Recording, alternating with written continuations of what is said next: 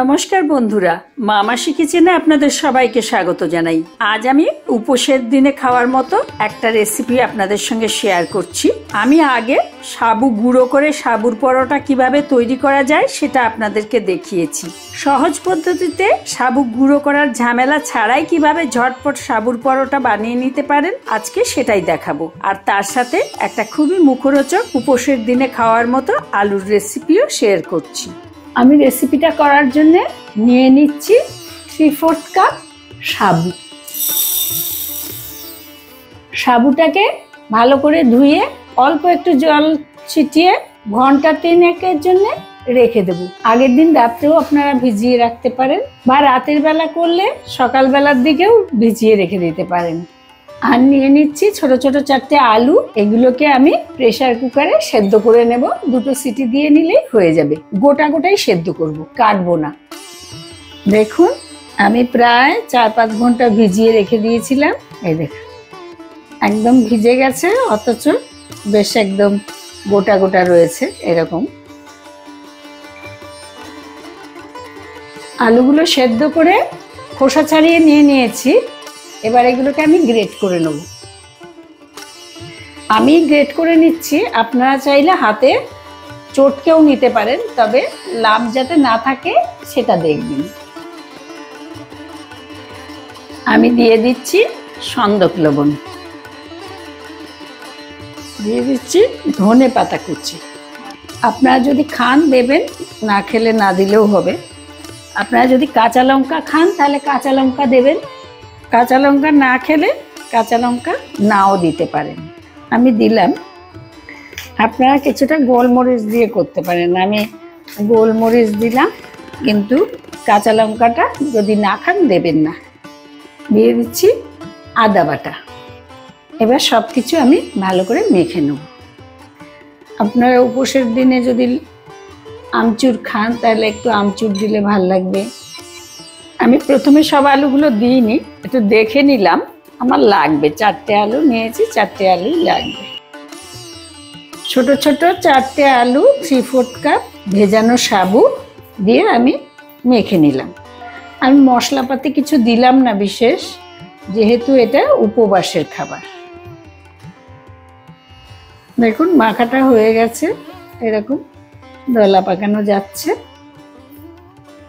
এবার আমি এগুলোকে এইভাবে দলা পাকিয়ে নেব। যটা বানাবো সেই অনুযায়ী ছোট বড় আপনাদের মন মতো সাইজ করতে পারবেন পরোটা, কোনো অসুবিধা নেই। উপোসের দিন তাড়াতাড়ি খাবারটা হয়ে গেলেই ভালো, সেই জন্য আপনারা বড় বড় করেও করে নিতে পারেন। আমি সবটা দিয়ে 5টা বড় বড় দলা বানিয়ে নিলাম।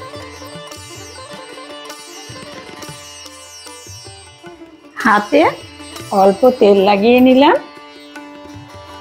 লাগিয়ে নিয়ে এক একটা দলা নিয়ে গোল পাকিয়ে নেব। প্রত্যেকটা দলাতে তেল লাগিয়ে এইভাবে গোল্লা পাকিয়ে রাখবো। এখন আমি আলুর তরকারিটা বানিয়ে নেব। তার জন্য আমি আরও 4টে আলু একই সঙ্গে সেদ্ধ করে রেখেছিলাম। এখন আলুগুলোকে ছোট ছোট টুকরো করে কেটে নেব।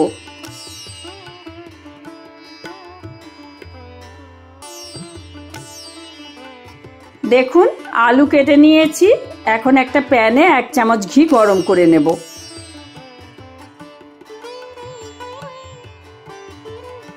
ঘি হালকা গরম হয়ে গেলে প্রথমে দিয়ে দেব আধা 4 চামচ জিরে আর একটা কুচনো কাঁচা লঙ্কা। উপবাসে যদি আপনারা কাঁচা লঙ্কা না খান তাহলে কাঁচা লঙ্কার বদলে কয়েকটা গোলমরিচ একটু থেতো করে দিয়ে দেবেন। আর দিয়ে দেব আধা 4 চামচ আদা বাটা। একটু নেড়ে নিয়ে কেটে রাখা আলুগুলো দিয়ে দেব। আর স্বাদ মতো সন্দক লবণ দিয়ে দেব। আমি আধা 4 চামচ মতো দিলাম। সবটা ভালো করে মিশিয়ে নিয়ে ধিমে আঁচে বেশ খানিকক্ষণ ধরে ভাজবো।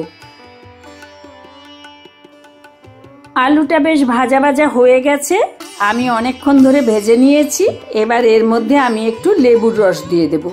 আপনারা যে উপবাসের জন্য এটা করবেন তাতে যদি লেবু না খায় তাহলে লেবুটা দিতে হবে না। একটু লেবুর রস দিলে স্বাদটা বেশ ভালো হয়। আর সাথে দিয়ে দেবো অল্প একটু ধনেপাতা কুচি। এই ধনেপাতাও যদি আপনারা না খান না দিলেও হবে। এবার আরো 1 মিনিট নেড়ে নিলেই আলুর তরকারিটা তৈরি হয়ে যাবে। এটা কিন্তু খুবই মুখরোচক, এটা পরোটার সঙ্গেও খেতে পারবেন, আবার শুধু শুধুও খাওয়া যায়। একদম তৈরি হয়ে গেছে। এখন আমি পরোটাগুলো ভেজে নেব। একটা এরকম প্লাস্টিকে নিয়ে নিয়েছি, আপনারা সেলোফিন, প্লাস্টিক, কিংফিং যা কিছু নিতে পারেন। আমি চাকির মধ্যে পেতে নিলাম, একটু তেল লাগিয়ে নিচ্ছি।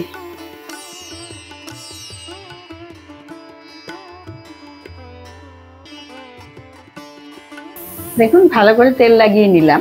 এইবার তার উপরে একটা গোলা দিয়ে দিচ্ছি,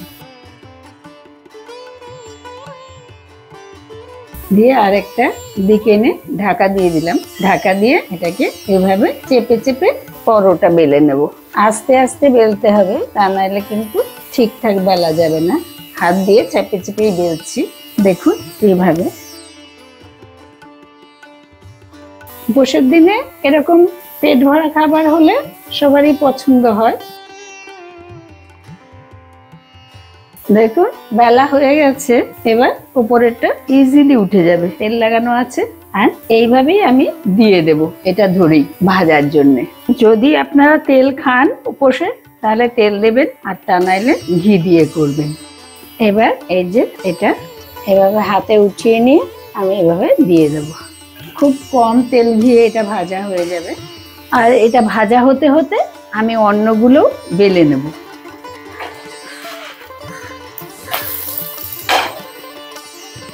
দেখুন আমার এটা হয়ে গেছে। এটা আমি এখন নামিয়ে নেব। খুব কম তেল ঘিয়ে ভাজা তো, আপনারা চাইলে আর একটু বেশিও দিতে পারেন তেল বা ঘি, আবার কম তেলেও ভেজে নেওয়া যায়। আমি এটা নামিয়ে নিলাম।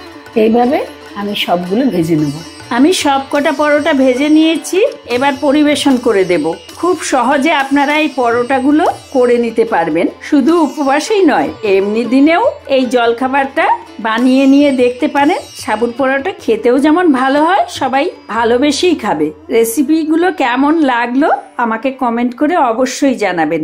ভালো থাকবেন, সুস্থ থাকবেন। নমস্কার।